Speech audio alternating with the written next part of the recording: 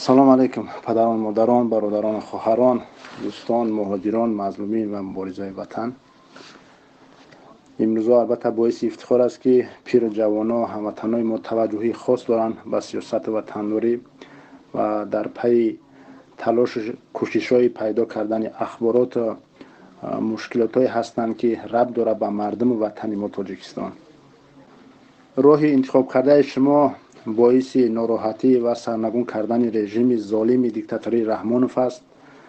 خوب میدونید که وی را البته خود رژیم هم درک میکنه که پایان این کار یعنی که پیروزی دور نیست انشالله. رحمانوف اگر که شما نظر کنین از احساسات بلند دست پا خورده شده، دست به کارهای میزنه که در عقل انسانی راست نمیان. امروزا فشار میاره بالای عزیزای مبارزین. بعد از فشارهای زیاد دیروز مادر یکی مبارزان راه آزادی فعال حزب نهضت اسلامی تاجیکستان عبدالصمد عبدالستارов از دنیا چشم پوشیدند. این برادر مبارز باشه امروزها در ورشو قرار داره و برابر دیگر مبارزان فعالیت میکنه. از نقل برادران شاهدانی که اونجا حضور دارند وقتی که به این برادر خبر شهادت مادر رساندن به اشک چشمش باز در همون قطار دیگر برادران مبارز ایستاد کرد.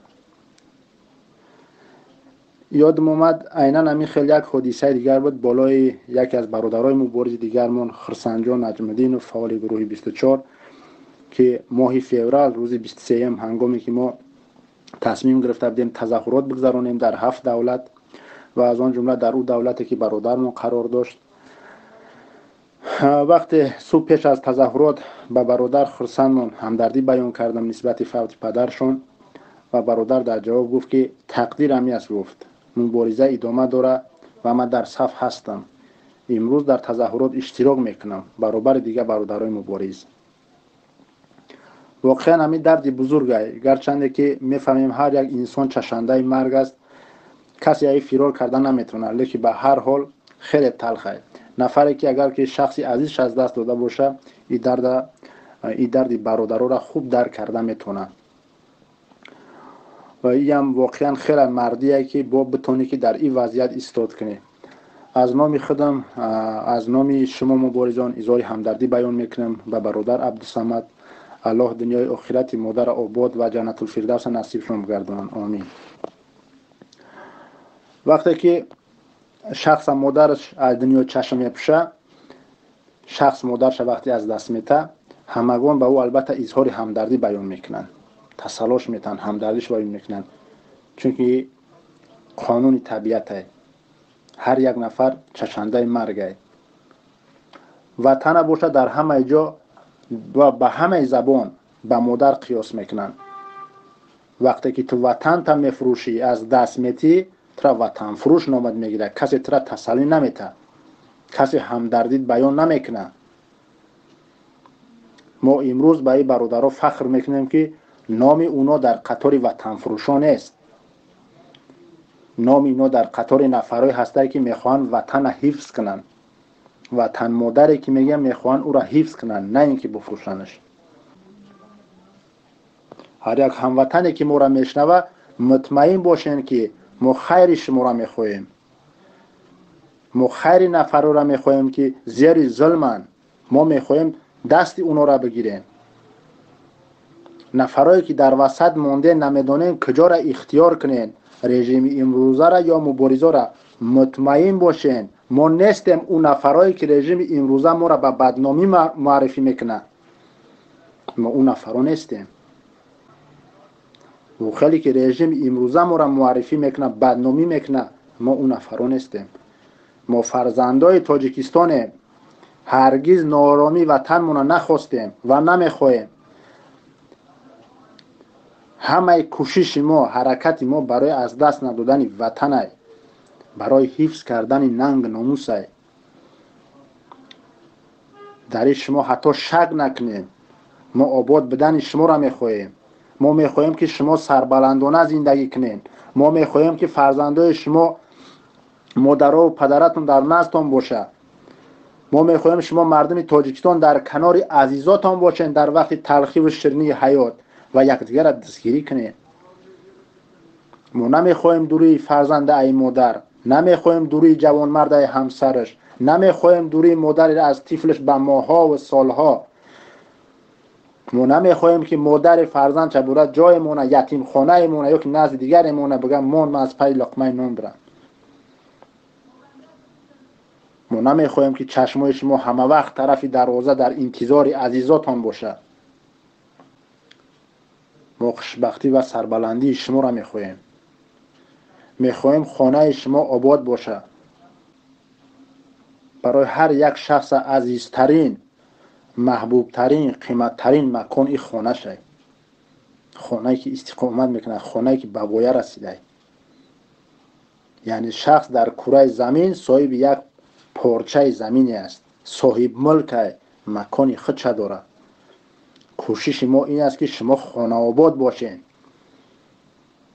هر یک شخصی که وقتی از خانهش بیرون میشوه او در کوچه و یا جای کار به کدام طب راه میبره، این وابستگی داره از محیط خانهش، وابستگی داره از اونه که در کدام حالت قرار داره فضای خانه شما، از لحاظ اقتصادی باشه، امنیتی باشه، علمی باشه، از هر چیزی که باشه. شما به کدام طب بیرون میبروین این وابستگی داره از حالت خانه شما. هر یک دستاوردی که شما دارین از اون خانه چند نفر صاحب معلومات عالی، جای کاری خوب داشتن نداشتنش، چگونه تربیت داشتنش، از روی همون دستاوردها و کمبودیا شما میتونین که معرفی کنه خانه خودتان در کوچه و منطقه و محفل جای کار دانشگاه و به مثل دیگر مکانات.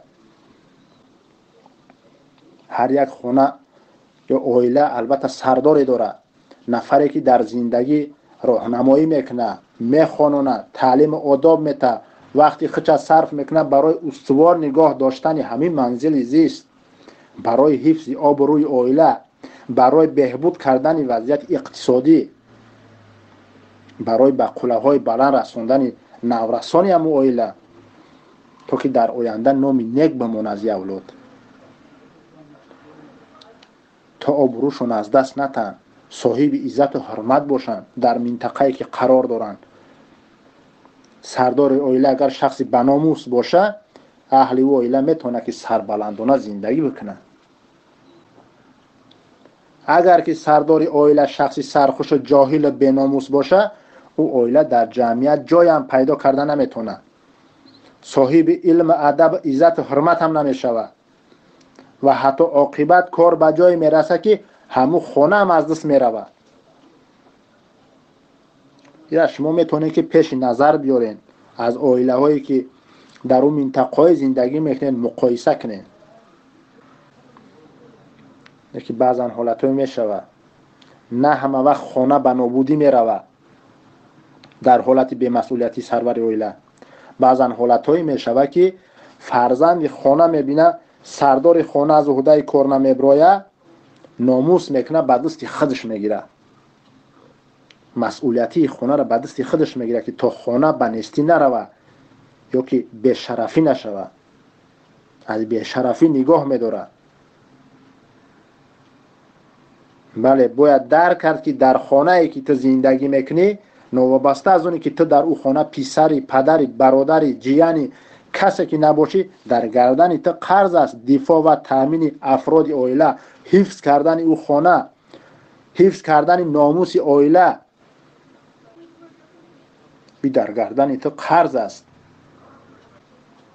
خلاص هر دستاوردی که ما داریم در کوچه معرفی میکنیم عائله و خانه خودمونه. با او دستاورد و با او عقل تمیز آداب رفتارمون در کوچه مردم عائله و خانه ما را بها میده. میگن که فرزند فلانی آداب خوب داره، یا علمش خوب بود، یا خوب است، یا که هنرمنده، یا که هم تنها میتونن بگن که بد اخلاق، بدبوی، فحشی، مستی، دزدی و غیر استی. وقتی در کوچه برآمدی یک کار کرد، اگر یک کس نشناسه اهمیت دادگی از یک کس میپرسه که همین فلانی فرزند کی است. خلاص از هر یک عمل ما خانه ما بها میگیره. پس ما باید خانه خودمون شرف و ناموس خودمون نگاه بداریم. وقتی دیدیم سرداری خانه از او کنترل نمیبروید، کنترل کردن نمیتونه خانه را و خانه ما را که بنستی میبره، نباید که ما چهارزانو زده بشینیم. ناموس نباید ما ایدست بتیم. وقتی که ما در وطن هستیم و در کوچه خیلی که خانه مون معرفی کنیم، همین خیل وقتی ما در خارج هستیم معرفی میکنیم وطن خودمون و از هر یک عملی ما بها میگیره وطنمون. وقتی که ما خارج ده باشیم ما را نمیگن که فرزند کی است، این خیلی نمیپرسن. ما را میپرسن که ملتش چی است، شهروند کدام دولت است. و هر کاری که ما میگیریم وطن ما، مردم ما بها میگیره از همین حرکت های ما. در خانه وقتی سردار عائله مسئولیتی را پیش برده نمیتونه، یکی از فرزندا مسئولیتی را به دست خودش میگیره. و ما هم امروز میبینیم وطن ما در نفرای مسئول وطن ما را ای سرشون ماندن. با این راه و با این سیاست چون وطن ما را بنستی برده استند، ما را شرمنده کرده استند، مردم ما را باعث تحقیر و مسخره کردند. نباید که ما ساکت باشیم. قیام امروزه جوانان همی بود که دیگر اعتماد به کسی نکردند. دیگر نگفتن که بیا منتظر یگان معلم داملا و سیاستمدار و وزیر گنرال باشیم یا ادمیرال. خیلی منتظر شدن، جوانان نگاه کردن گفتن ما مسئولا داریم، خب بگذار همونا بکنن، این مسئولیتی ما نیست. یکی دیدن نشد، بالاخره امروز جوانان خواستن به دست خود گرفتن. خدا رحمت مغفرت کنه حاجی را. وقتی که همراهش صحبت میکردیم، حاجی عمر را در نظر دارم، حاجی عمر نقل میکنه، میگه وقتی که من آمدم، میگه با خودم کمی مبلغ داشت، میگه من حتی در داخل تاجیکستان با چندین نفرا برآمدم، کسی نخواست مرا بشنوه. در داخل میگه تاجیکستان من با چندین نفرای معروف برآمدم، صحبت ها کردم، گفتم خب من مبلغ دارم، مقصد مبلغ گذار میکنم، نفری در کره، پیشوایی در کره که ببرویم مردم در اطرافش جمع کنه. میگه کسی مرا شنویدن نخواست. و وقتی که از اون جمع میبروید سفر میکنه بیرون، در اون جمع کسی نمیخواد. و حتی نفری هم پیدا میشه که میگه بله من سیاستمدارم، قطع کار نمیکنم. حتی خیلی نفرها پیدا میشوند، میگه بله من در همین راه رفتم، قطعی تو نه. بالاخره کار در جای اومد که برآمد با اسلوب دیگه در داخل میدان برآمد، نعره زد، همه مسئولیتی را در گردن خودش گرفت. وقتی دید نفرایی که ما با اونا اعتماد کردیم که وطن ما را اونا کنترل میکنن، وقتی دید که نمیشه همه خود قفا کشید، برآمد در میدان، گفت من خودم مسئولیتی را گرفت به عهده خودش. تنها برآمد نعره زد. یک دو نفری که در گرد اطراف جاگش دگی بودن، در هیچ جا بیا نعره زدگیش نابود شدن، گرفتن. یک نعره که زد گرفتن، همه خیانت کرد، گرفت از پهلوش رفت، ماند تا قماند، یگان که در اطرافش نماند. حاجی عمر به مردم نشان داد که رحمان و مقدس دخل ناپذیر نیست. نشان داد که میشوش تحقیر کرده، میشوه بازیدش گپ زده. حرکت ها از کوچه ها شروع شد و سراول بسیاریا شک کردن. خودی حاجی عمر وقتی گپ میزدن میگفتن این نفری همو رژیمه، این کاری KGB 100 بدنامیش میبروردن. پس آن بعد از اون زندانیایی که شش برآمد از دیگر جا، از سال 2014 شروع کرد با جوانایی که برآوردن، با همه گپا را میفتن. اینا درست پس نابود میشوند. همه شک میکرد. یکی استوار ماندن جوانا، قدم به قدم حرکت دارن. کسی مجبور نمیکرد ما را، کسی به ما گپ نشون نمیداد، کسی به ما برنامه نمیداد. چیزی که بود خودمون هر شب میشتیم در خونه یگان برادر و صحبت میکردیم، نقشه میکشیدیم، حرکت میکردیم. البته خبردار هستین، نوارو را دیدگین. لیکن چه روزای وزمین بود در او چهرهایی که میخندیدن، تبسم میکردن، چه جانبازیا بود. او را نفری که نوارا تماشا میکنه درک کردن نمیتونه، نمیدونن که چه جانبازیا گذشتگی بود اونجا، نمیدونن که بعد اعلان 10 اکتبر چه وزمینا آمد بالای اون نفرایی که جاناشون در کفای دوستشون در میدانا برآمده بودن. که به لطف الله تونستیم که وزمینو را بگذاریم، اینا را پشت سر کنیم. باید درک کرد که واقعا وزمین بود. نه امروز گفتنی نیستم که وزمینی ها تمام شد ما همه را پشت سر کردیم. نه، شاید از پیش و وزمینی های 100 برابر از زیاد از پیش ما را انتظار باشه. گپ در او است که تانستن جوانان که ایستاد کنن اینا را بگذارن. امروز اون نفرایی که شما شک میکردین و لاف میزدین که رحمانوف یاره درست پس نابود میکنه و یا بعد ای فشار آوردن ای مبارزه دست میکشن، ببینین تا امروز دست نکشیدیم ای مبارزه و نمیکشیم. تا حاضر در گوشای من صدا آواز میده، صدا یک جوان در گوشام تا حاضر صداش هست، چهرش همه وقت در پیش رو من نمیدونم برای چی. همین قدری که گشتم که جای یک جوان آمد خاص چهرش همه وقت در پیش رو من، یک جوان مرد در اکاترینبورگ بود. آبی چشم کرده گفت برادر التماس از راه نگردین، گفت ما را تنها نمونین. ما قسم یاد کردیم که هیچ وقت از راه ما نمیگردیم. حتی یک ثانیه هم فکر دست کشیدن این مبارزه را کردگی نیستیم. تا این روز استوار حرکت ما رفته است. از روزی که کنفرانس ورشو شروع شد زیاد سوالا میکنن. من میخوام یک بار با می سوال جواب بدم که زیاد سوال شد. زیاد سوال میکنن که برادر شم برای چی شما اشتراک ندارین در کنفرانس؟ ما در این کنفرانس برادران 10 نفر از گروه 24 نام نویس کردیم برای اشتراک. کسی را که پیشنهاد کردیم قبول شدن و از این هم زیادتر ما امکانیت وارد کردن داشتیم.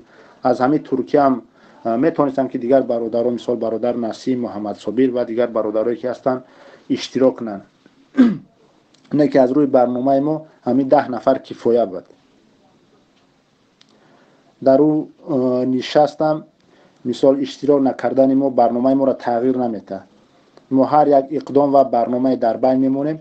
البته وضعیت اقتصادی مون هم به نظر میگیریم.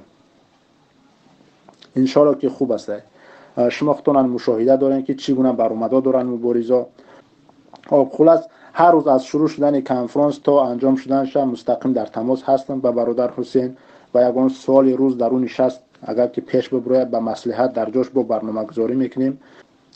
امروز در اون نشست 10 نفر روان کردیم با راهبری برادر حسین و فردا که باز نشست دیگر گذشت و در دیگر دولت مثال که بگذاره یگان برنامه دیگر با روان میکنیم. مسئول مثال برادر نسیم یا که برادر حاجی علی را، محمد جان عبدالله را، عادل، هر یک برادر مونه میتونیم که با ما مسئول یک کمانده کدر یا نفر امنو را مسئول مونیم و روان کنیم.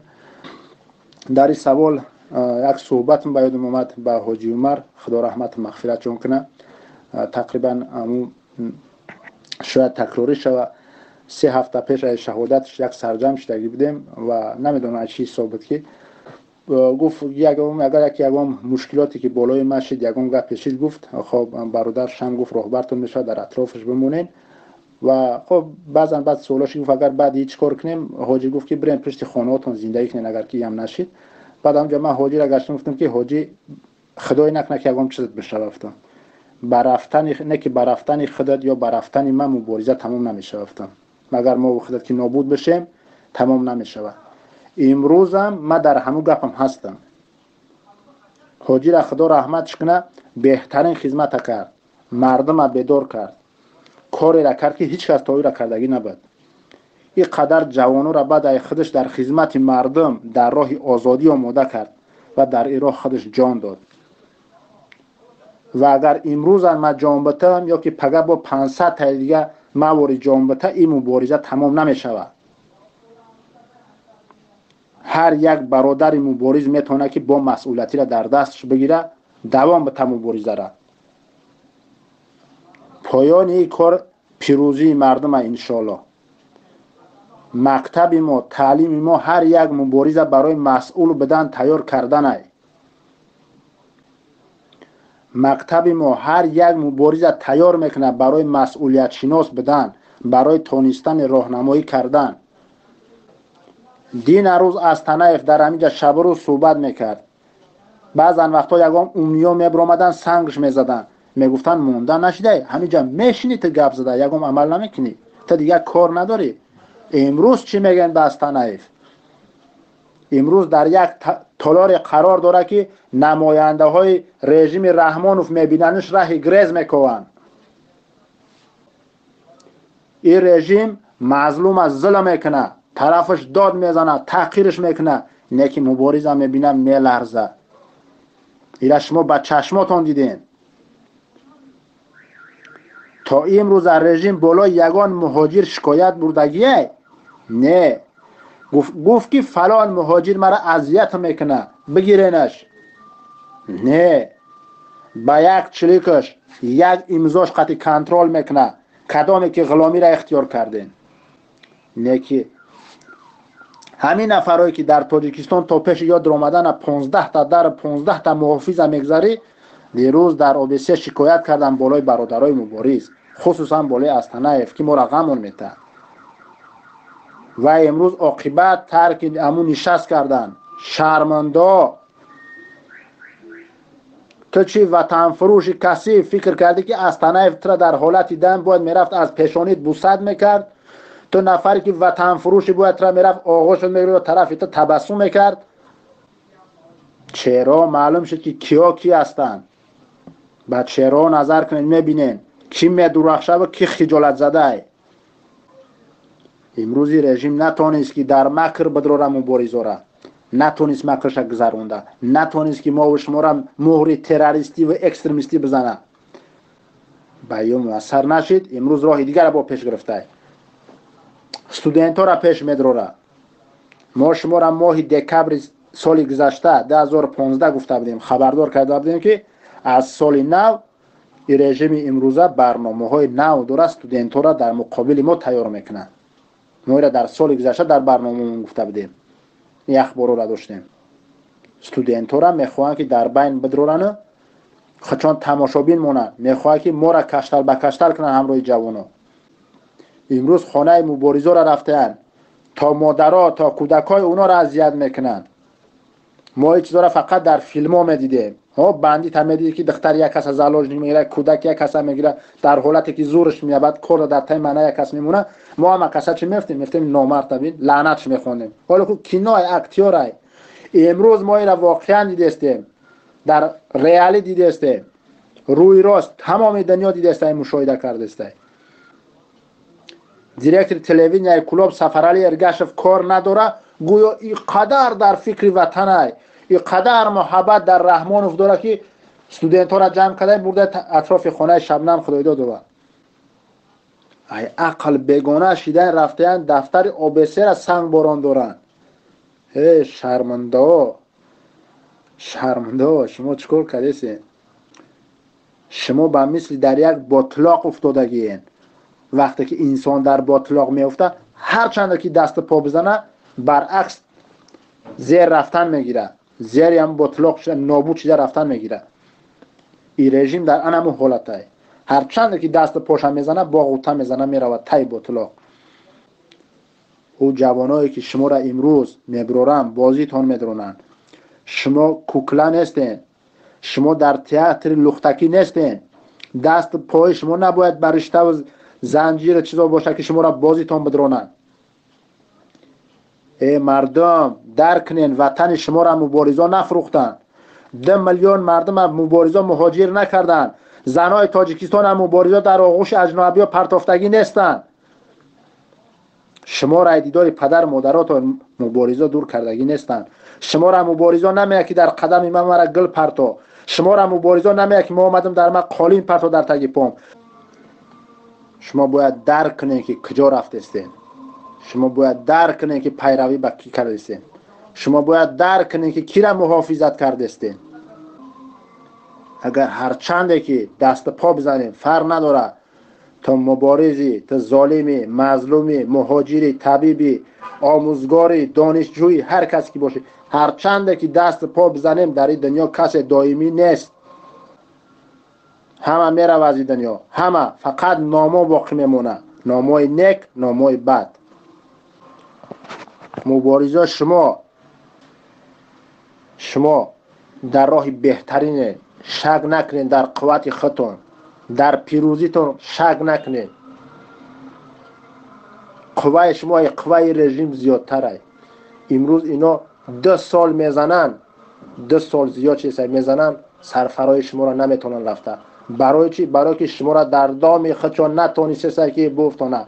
به خاطری که هر یک برنامه‌ای که میکشن، بله ما خطاگی داشتیم، بعض انجا پیشپا افتادیم، پیشپای خوردیم افتادیم، لیکن از هر یک افتادنمون این برای ما را درس میشود. هر یک برنامه‌ای که امروز شما میکشین از داخل شما رژیم، ما در داخل تو نفر داریم، او وقتی که شما برنامه تون پره کردگی نیستین به ما میرسونن. شما امروز شما خانه شبنم خدایداد رفتین، همون نفرایی را که روی کردین اول شما نرفته در ما برآمدن گفتن که چی پلان دارین. از همون داخل آدماتون، برای که با او خاطر همونو از شما بیزار شدگیان، همونو قدمای ما را انتظارن. شما ترس دارین، دور نه 4-5 روز پیش همراه یک نفری که در همین وایبر چیو میبرمد فقط مرا دشنام میداد، فقط دشنام میگن که هر یک نفر معرفی میکنه یک اویله خچه، یک حزب خچه، سازمان خچه، کارخانه خچه معرفی میکنه. شما نمیخواد معرفی میکنه که فقط دشنام. بالاخره خواست که مطمئن باشه که مایم آواز ما بشنوه. من گفتم زنگ میزنم قبول که بشنوه آواز مرا. وقتی من ویدیو زمانو کردم به عقل نفهمید که ویدیو زمانو که چهره خودش که در اکران دید نمیدونه سرش در تای کدام مستل بزنه. تا این درجه را شما میترسین. بیچاره نمیدونه سرش در کجا بزنه دیگه، چهرهش وقتی که توف در اکران. با اون نفرایی که امروز شما در خدمت رژیم طرفداری از رژیم میکنین، روز میرسه که ما وطن فروشا را، ظالما را، خائنای وطن قطار کرده در بین مردم میبروریم تا مردم در میدان ببینه که خائنو. شما کوشش کنین که در او قطار شما نباشین.